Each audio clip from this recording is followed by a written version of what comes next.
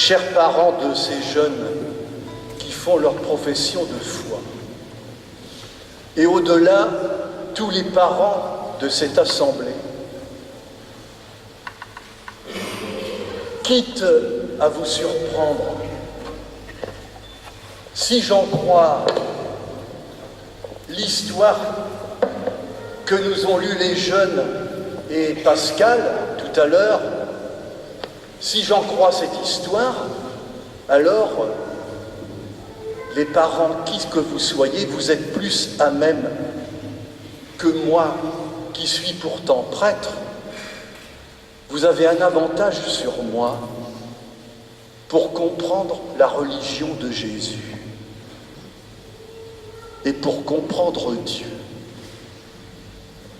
Parce que vous êtes parents et moi, pas. Parce que cette histoire qu'on a entendue nous raconte comment est Dieu avec les hommes. Et j'imagine que vous, les parents, vous êtes capables de comprendre de l'intérieur cette histoire-là. Elle est simple, cette histoire. C'est l'histoire d'un père avec ses deux garçons. Et il a des problèmes avec eux. Avec le plus jeune, qui veut être autonome et voler de ses propres ailes, et qui quitte la maison familiale sans donner de nouvelles, ni laisser aucune adresse. Et puis il a des problèmes avec le fils aîné. Le fils aîné pour qui c'est insupportable de voir que son père accueille les bras ouverts et en faisant la fête, accueille son frère aîné qui revient d'avoir fait les 400 coups. Inimaginable. Voilà comment est le Dieu de Jésus. Voilà comment est notre Dieu. Et une des choses saisissantes de cette histoire pour moi, c'est de voir comment le Père, quoi qu'il arrive et quoi qu'on lui fasse, on lui en a fait voir de toutes les couleurs. Ce Père continue de croire dans chacun de ses garçons. Ça s'appelle une foi inusable. Si vous, parents, vous avez eu de graves difficultés avec vos enfants et que vous avez conservé les bras ouverts, alors vous êtes capable, mieux que moi, de comprendre qui est notre Dieu. Et vous, garçons et filles, tout le monde vous dit, sans doute, et peut-être parfois que ça vous agace, tu grandis. Comme tu grandis, tu n'es plus un petit garçon ou une petite fille, tu te développes. Et je voudrais vous inviter, chacun, à faire attention à ceci. Qu'est-ce qui vous permet de grandir? Je vous donne tout de suite la réponse. C'est tous ceux qui, depuis que vous êtes nés, ont cru en vous.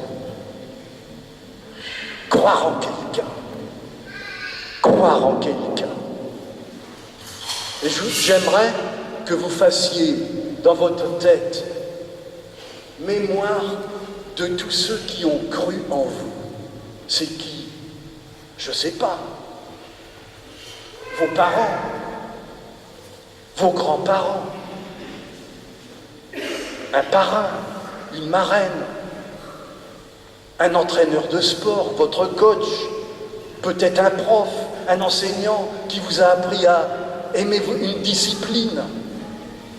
Il a cru en vous. Et ça, c'est fabuleux. Ça nous ouvre, ça met de la confiance en nous. Écoutez-moi, je ne connais personne à part Jésus, qui a cru dans les hommes autant que lui. Il a cru dans les hommes d'une manière inouïe, comme c'est pas possible. Et voilà notre Dieu. Si vous voulez faire un cadeau à Dieu, eh bien, essayez de croire en lui comme lui croit en vous. Mais croire en lui, ça s'apprend, ça ne vient pas tout seul. On s'entraîne, pas tout seul, avec les autres. Voilà pourquoi vous êtes en équipe. Ça s'apprend en fréquentant Jésus et ceux qui sont avec lui, l'Assemblée des chrétiens, en essayant de vivre comme lui. Croire en lui, ça s'apprend, et figurez-vous que ça se demande. Et toute la fin de cette célébration, c'est ça qu'on va lui demander.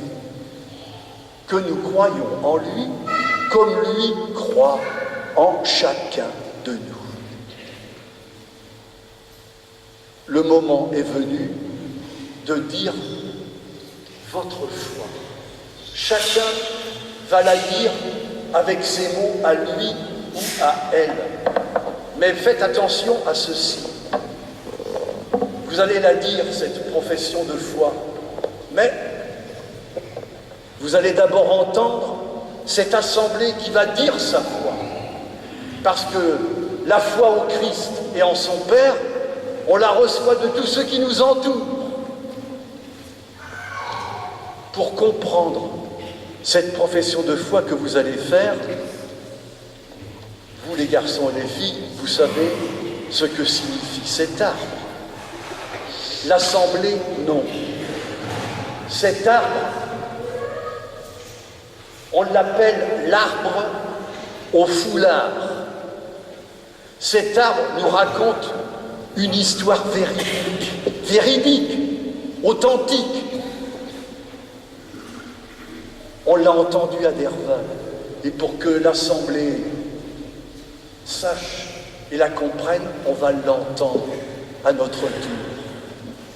Sabine, racontez-nous cette histoire, l'arbre au foulard.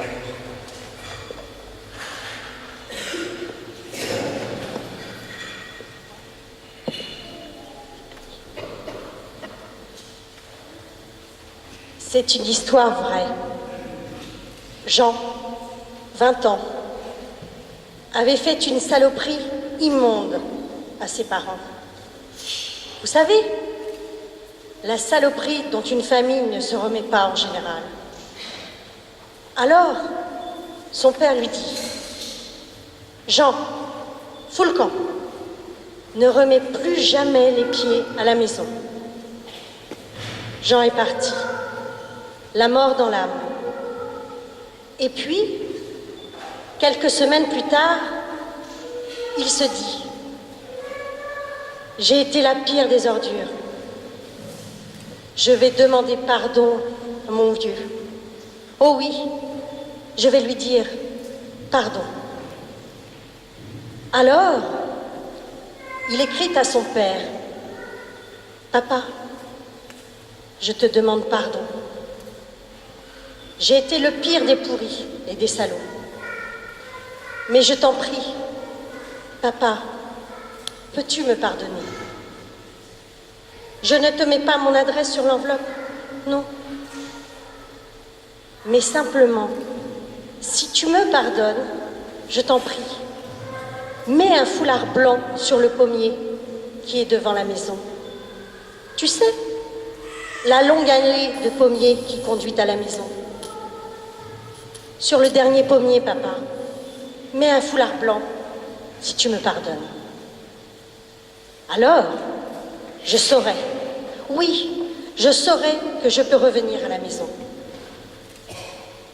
Comme il était mort de peur, il se dit « Je pense que jamais papa ne mettra ce foulard blanc. » Alors, il appelle son ami, son frère, Marc, et dit « Je t'en supplie, Marc, viens avec moi. Voilà ce qu'on va faire. Je vais conduire jusqu'à 500 mètres de la maison et je te passerai le volant. Je fermerai les yeux. Lentement, tu descendras l'allée bordée de pommiers. Tu t'arrêteras. Si tu vois le foulard blanc sur le dernier pommier devant la maison, alors je bondirai. Sinon, je garderai les yeux fermés et tu repartiras. Je ne reviendrai plus jamais à la maison. » Ainsi dit, ainsi fait. À 500 mètres de la maison, Jean passe le volant à Marc et ferme les yeux. Lentement, Marc descend l'allée des pommiers. Puis il s'arrête. Et Jean, toujours les yeux fermés, dit « Marc, mon ami, mon frère, je t'en supplie, est-ce que mon père a mis un foulard blanc dans le pommier devant la maison ?» Marc lui répond « Non, il n'y a pas un foulard blanc sur le pommier devant la maison. Mais il y a des centaines sur tous les pommiers qui conduisent à la maison. Puissiez-vous, frères et sœurs, vous qui avez entendu cette belle histoire du foulard blanc, emporter dans votre cœur des milliers de foulards blancs. Ils seront autant de miracles que vous sèmerez partout, en demandant pardon à ceux que vous avez offensés ou en pardonnant vous-même. Alors, vous serez des êtres de miséricorde.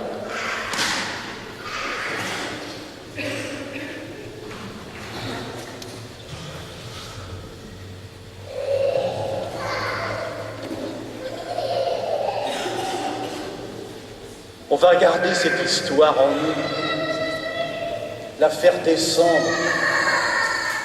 pour ne pas l'oublier. Maintenant, l'Assemblée, vous allez chanter votre foi pour les jeunes. Et ensuite, chacun de vous, vous allez prendre le foulard, votre foulard blanc, et dire votre « je crois ». L'Assemblée, vous restez assis. Les autres, d'abord là-bas.